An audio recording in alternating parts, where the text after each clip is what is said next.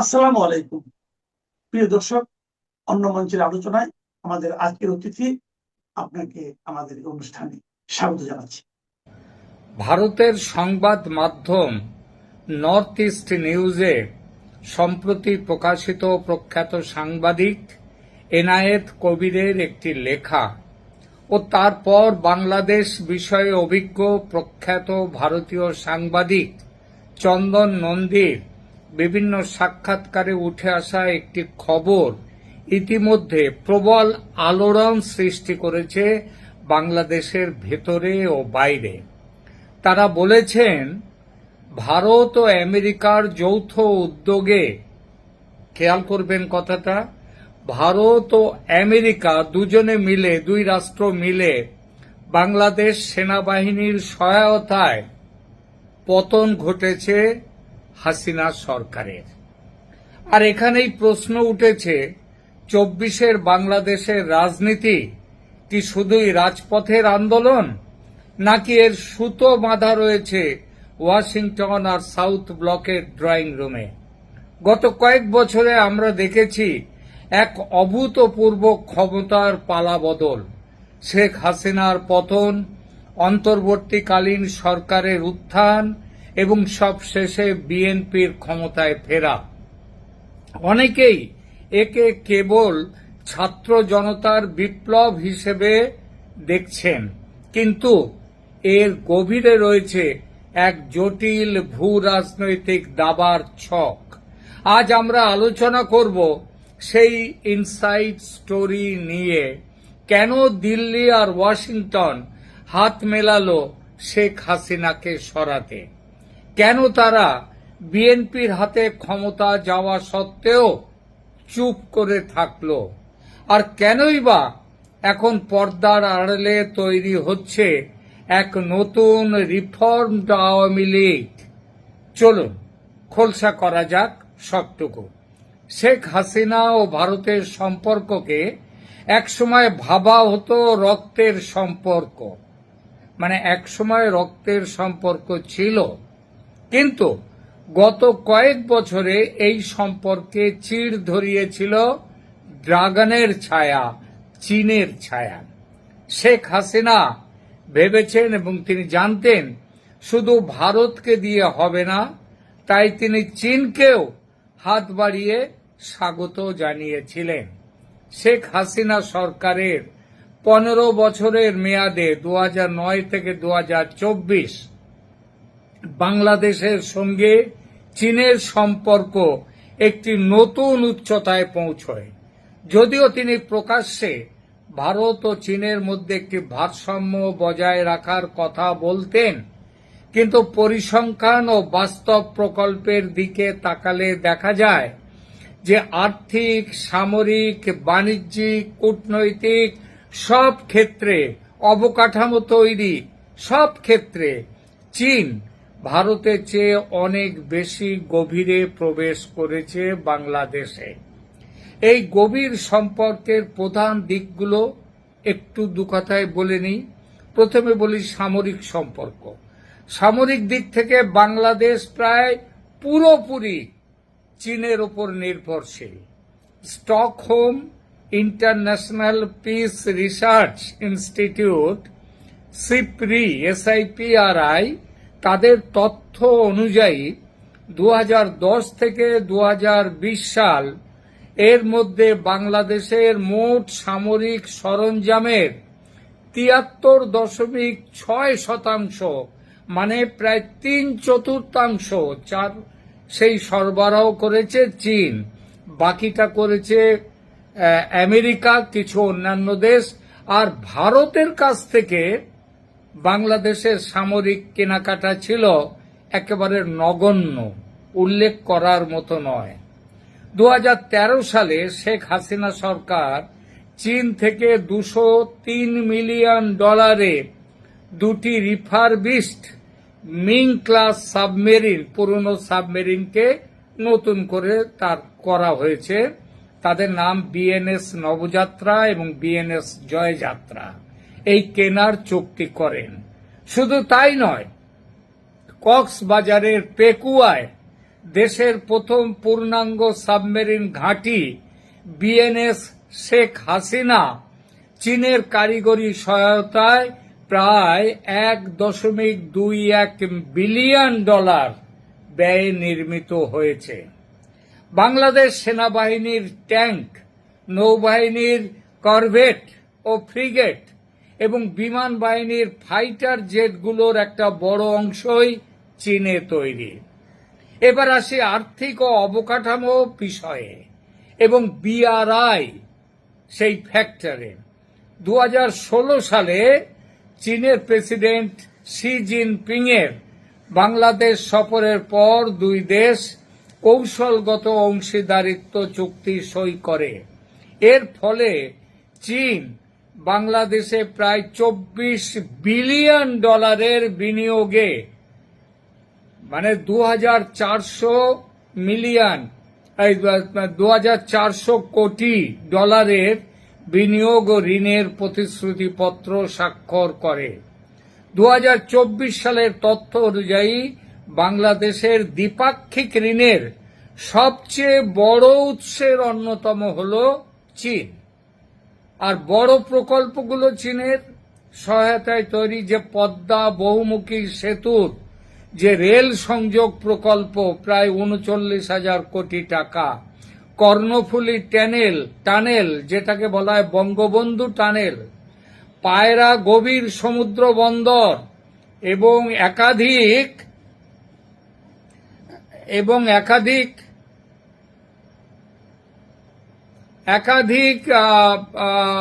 তাপবিদ্যুৎ কেন্দ্র চীনা অর্থায়ন ও কারিগরি সহায়তায় নির্মিত হয়েছে।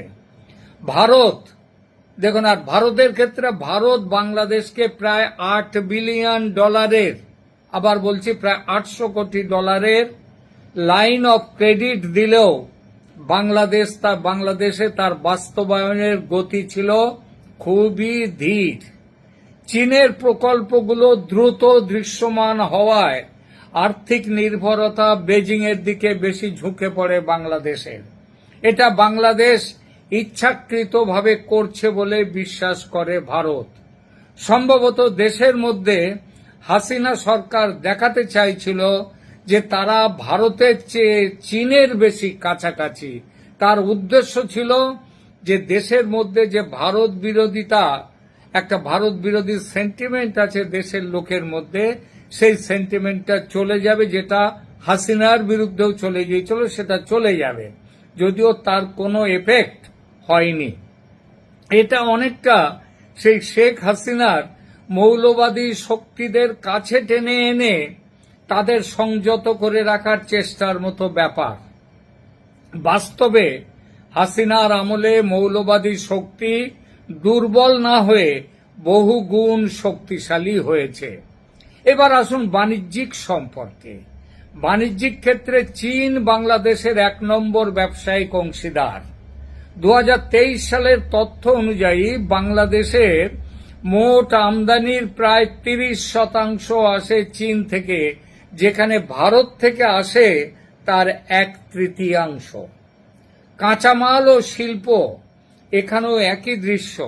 বাংলাদেশের তৈরি পোশাক খাতে রেডিমেড গার্মেন্টস, তার প্রয়োজনীয় কাপড় ও কাঁচামালের প্রায় সিংহভাগ আসে চীন থেকে। ফলে বাংলাদেশের শিল্প খাত সচল রাখতে চীনের বিকল্প নেই, চীন দখল করে ফেলেছিল। কিন্তু ভারতের এবং আমেরিকা সবচেয়ে বড় মাথা ব্যথার কারণ চীনের সঙ্গে কূটনৈতিক সংযোগ ও তিস্তা প্রকল্প। শেখ হাসিনা কৌশলে ভারতকে চাপে রাখতে একসাথে চীনের সাথে কূটনৈতিক ঘনিষ্ঠতা বাড়িয়ে দেন। আর এই পথে বড় পদক্ষেপ ছিল তিস্তা মহাপরিকল্পনা।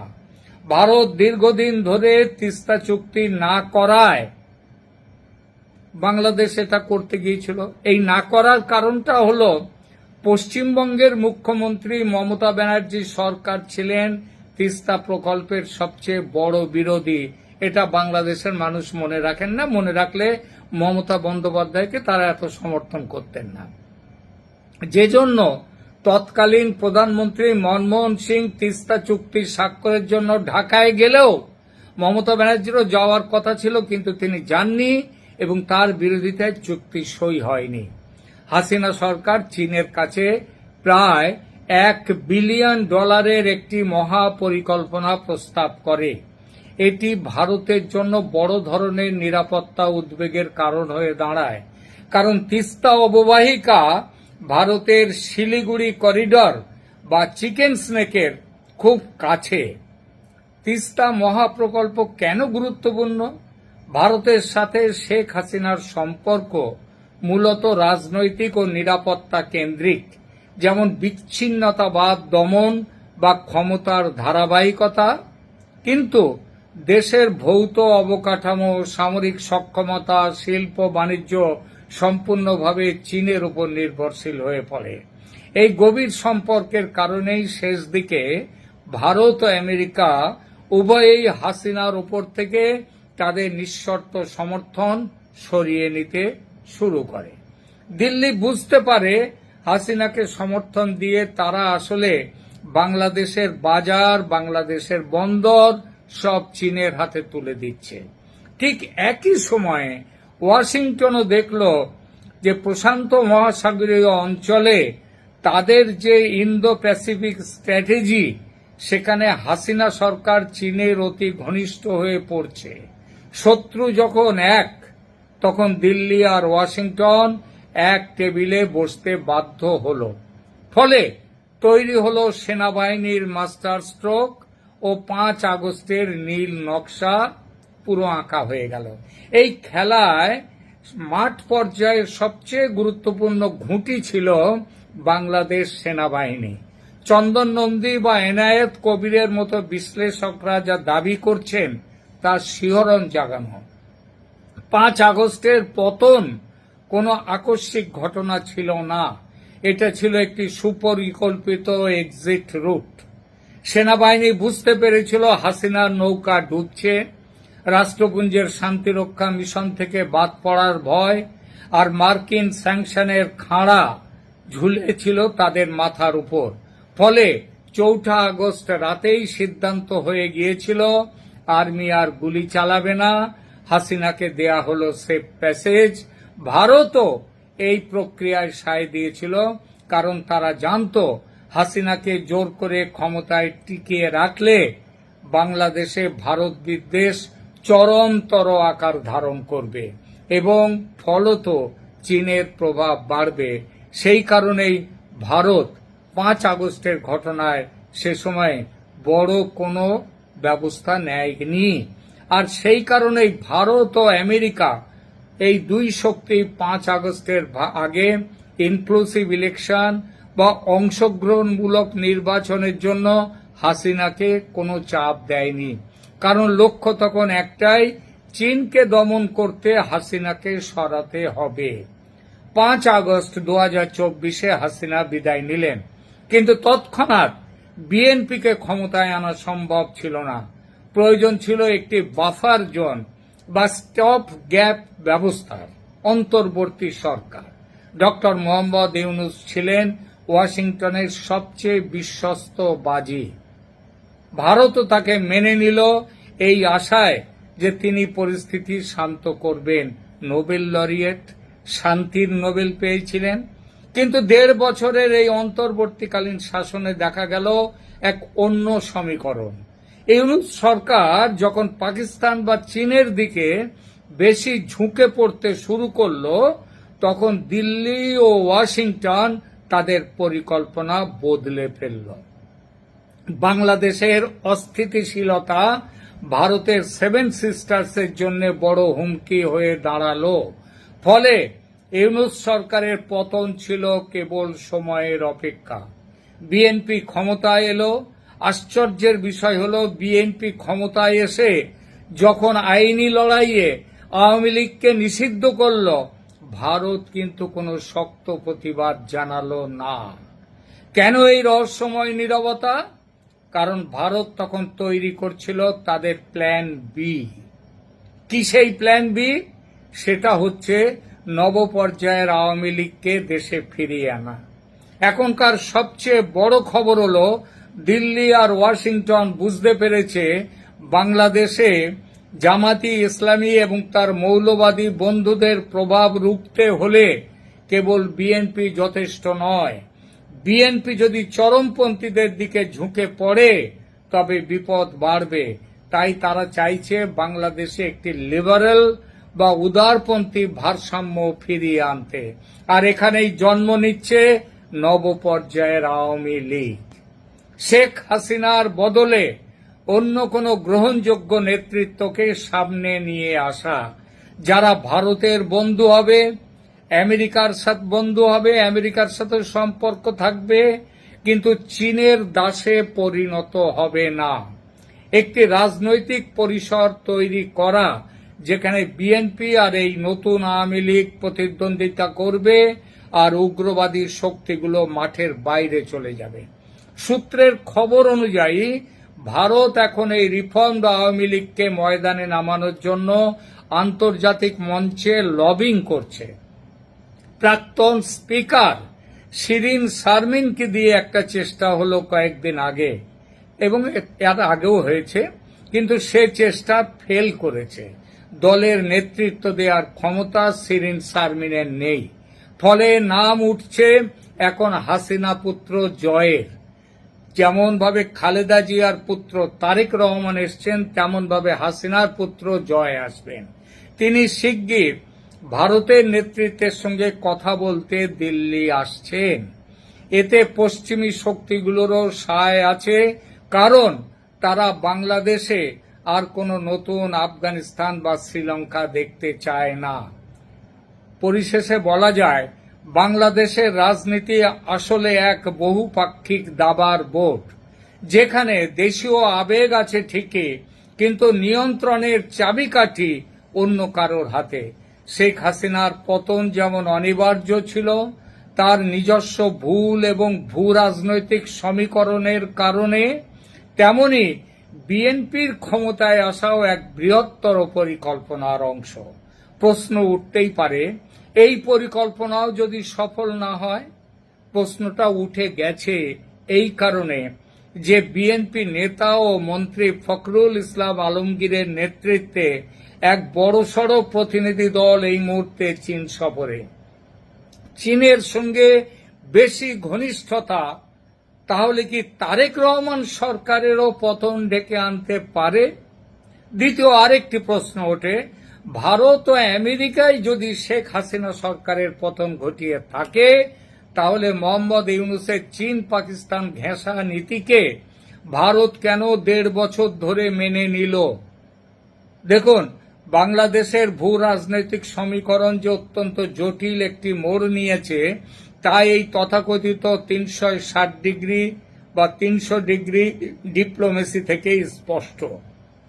এই মুহূর্তে এই এপ্রিল 2026-এ বিএনপি মহাসচিব ও স্থানীয় সরকার মন্ত্রী মির্জা ফখরুল ইসলাম আলমগীরের নেতৃত্বে উচ্চ পর্যায়ের একটি প্রতিনিধি দল বেইজিং সফরে রয়েছে। তারা চীনের ভাইস প্রেসিডেন্ট হান ঝেং এর সাথে বৈঠক করেছেন এবং তিস্তা মহাপরিকল্পনা সহ বিভিন্ন অবকাঠামো ও প্রতিরক্ষা খাতে চীনের সহযোগিতা চেয়েছেন। চীনের সাথে এই অতিরিক্ত ঘনিষ্ঠতা কি বিপদ রেখে আনতে পারে তারেক রহমানের জন্য? যে কজাল মেকানিজম বা কার্যকারণ সম্পর্কের কথা বলা হয়েছে, সেই যুক্তি অনুযায়ী শেখ হাসিনার পতনের অন্যতম প্রধান কারণ ছিল তার অতিরিক্ত চীন ঘনিষ্ঠতা, যা ভারত ও আমেরিকার স্বার্থে আঘাত এনেছিল। এখন তারেক রহমানের সরকার যদি একই পথে হাঁটে, উত্তরটা খুবই সহজ। ভারত সবসময় বাংলাদেশের নিরাপত্তা এবং উত্তর পূর্বাঞ্চলের স্থিতিশীলতার জন্য বাংলাদেশের উপর নির্ভরশীল। বিএনপি যদি চীনের সাথে প্রতিরক্ষা বা কৌশলগত সম্পর্ক খুব বেশি গভীর করে, তবে ভারত ও আমেরিকার পক্ষ থেকে আবারও অদৃশ্য চাপ তৈরি হতে পারে তারেক রহমানকে অদৃশ্য করে দেওয়ার জন্য। জিওপলিটিক্যাল গোলগুলো মিট করতে না পারলে এনিবডি মাইট বি এক্সপেন্ডেবল, যে কাউকে ত্যাগ করা হতে পারে। ফলে তারেক রহমানকে ভারত ও আমেরিকার সাথে সম্পর্কের ভারসাম্য বজায় রেখে চীনের অর্থনৈতিক সুবিধা নিতে হবে। তা না করলে বিপদ তার জন্য অপেক্ষা করছে। এবার বলি, মোহাম্মদ ইউনূসকে নিয়ে ভারত সরকারের সহনশীলতার রহস্যটা কি? যদি ভারত আমেরিকা মিলে হাসিনাকে হটিয়ে থাকে, তবে ইউনূসের চীন ও পাকিস্তান ঘেঁষা নীতি ভারত গত 1.5 বছর কেন মেনে নিল? এর পেছনে আছে কয়েকটি কৌশলগত কারণ। প্রথমত, অন্তর্বর্তীকালীন সীমাবদ্ধতা। ডক্টর ইউনূসের সরকার ছিল একটি ট্রানজিশনাল বা অন্তর্বর্তীকালীন সরকার। ভারতের কৌশল ছিল অপেক্ষা করো এবং দেখো। একটি গণ অভ্যুত্থানের মাধ্যমে আসা সরকারকে শুরুতেই সরাসরি বিরোধিতা করা ভারতের জন্য আন্তর্জাতিকভাবে নেতিবাচক হতো। তাছাড়া ডক্টর ইউনূসের পেছনে পশ্চিমা বিশ্ব, বিশেষ করে আমেরিকার শক্তিশালী সমর্থন ছিল। তখন ছিল জো বাইডেনের আমল। ভারত হয়তো নিজের নিরাপত্তার স্বার্থে ক্ষুব্ধ থাকলেও আমেরিকার সাথে সরাসরি দ্বন্দ্বে না জড়ানোর জন্য ইউনূস সরকারকে মেনে নিয়েছিল। তাছাড়া ভারত কিন্তু পুরোপুরি মেনে নেয়নি। লক্ষ্য করলে দেখবেন ইউনূসের পুরো মেয়াদে ভারতের সাথে বাংলাদেশের সম্পর্ক কোন জায়গায় পৌঁছেছিল। নরেন্দ্র মোদীর সাথে তার কোনো আনুষ্ঠানিক দ্বিপাক্ষিক বৈঠক প্রায় হয়নি বললেই চলে। ভারত কেবল প্রয়োজনীয় নিরাপত্তা যোগাযোগ রক্ষা করেছিল এবং একটি নির্বাচনের অপেক্ষা করছিল। ভারত ও আমেরিকা জানত যে ইউনূস সরকার স্থায়ী নয়। তাদের মূল লক্ষ্য ছিল একটি ইনক্লুসিভ নির্বাচনের মাধ্যমে এমন একটি শক্তিকে ক্ষমতায় আনা যারা তাদের কৌশলগত স্বার্থ, বিশেষ করে চীনের প্রভাব কমানোর যে ব্যাপারটা বজায় রাখবে। তাহলে এই আলোচনার সার কথা কি? ভারত ও আমেরিকা শেখ হাসিনাকে সরিয়েছিল দুজনে মিলিতভাবে, কারণ তিনি তাদের কথা শুনছিলেন না, তিনি চীনের দিকে ঝুঁকে পড়েছিলেন। ডক্টর ইউনূসকে তারা একটি অনিবার্য মাধ্যম হিসেবে ব্যবহার করেছে মাত্র। এখন তারেক রহমানের ওপর তাদের নজর থাকবে যে তিনি শেখ হাসিনার সেই পুরনো চীন ঘনিষ্ঠতার ভুলটি আবার করেন কিনা। করলে তারেকও যাবেন। শেষ করব আরেকটি বিষয় নিয়ে দু কথা বলে। প্রস্তাবিত নতুন আওয়ামী লীগ কি পারবে জনসমর্থন ফিরে পেতে, নাকি বাংলাদেশের সাধারণ মানুষ বাইরের এই প্রেসক্রিপশন প্রত্যাখ্যান করবে? এখনো কিন্তু দেশের মানুষের মুখের নয়, বুকের ভেতরে স্লোগানটা হলো শেখ হাসিনা আসবে, বাংলাদেশ হাসবে। প্রিয় দর্শক, আজকের আলোচনা আপনাদের কেমন লাগলো কমেন্ট করে জানান। আমাদের ভিডিওটি ভালো লাগলে লাইক করুন এবং শেয়ার করুন। বাংলাদেশের ভূ রাজনীতি সম্পর্কে আরও জানতে সাবস্ক্রাইব করুন ক্যালকাটা ডায়ালগস। দেখা হবে পরবর্তী পর্বে।